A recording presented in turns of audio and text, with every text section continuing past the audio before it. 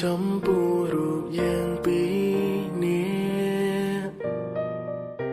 ពេលនាងអូនហាំងខុសប្លែកច្រើនពីគ្រាមុន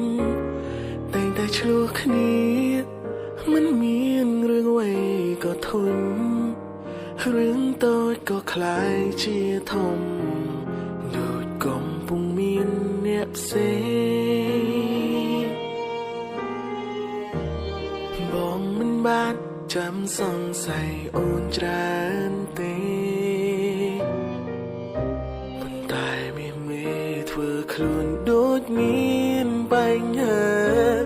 គ្រាន់តែចង់ដឹងអូនកំពុងនឹងអ្នកណាហើយអ្វីក៏ស្រន់ជីវ៉ាមិនចង់ស្ដាប់ពីបងនិយាយបន្តែទៀតនេះយើងនឹងនៅឆ្ងាយគ្នាកុំព្រួយពំងារលែងមានអ្នករំខានអារម្មណ៍ស្ងរោគរឿងហួងហែងថ្លៃឆាប់ឆាំនេះបងនឹងប្រែថ្មីក្លាយជាអ្នកដទៃតែសូមពេលធ្វើចិនសិនស្រីបន្តែទៀតនេះ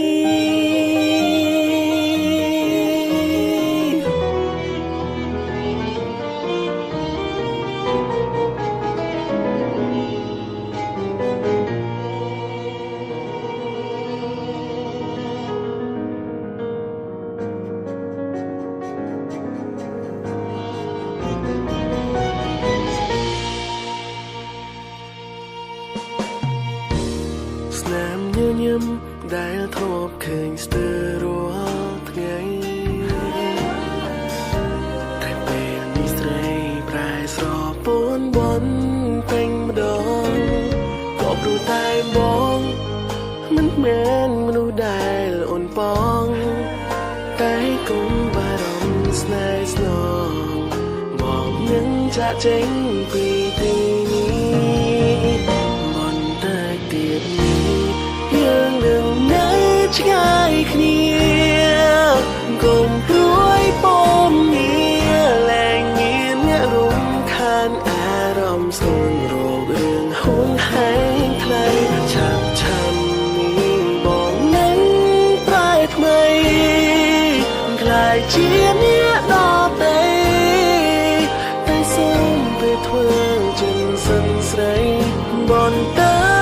ទៀតនេះក៏ដឹងច្បាស់ហើយថាពេលនេះបងលែងមានអ្វីដែលអសម្រាប់អូនទៀតឡើ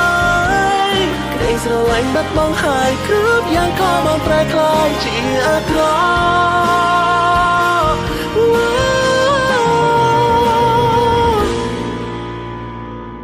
បន្តែទៀតនេះយើងនឹងនៅឆ្ងាយគ្នាកុំព្រួយពំងារលែងមានអ្នករំខានអារម្មណ៍ស្ងរោគរឿងហួងហែងថ្លៃឆាប់ឆាំនេះបងនឹងប្រែថ្មីក្លាយជាអ្នកដទៃតែសូមពេលធ្វើចិនសិនស្រីបន្តែទៀតនេះពីថ្ងៃនេះលែងមានបងទៀតហើយសូមឲ្យអូនបានក្តីសុខត្រែម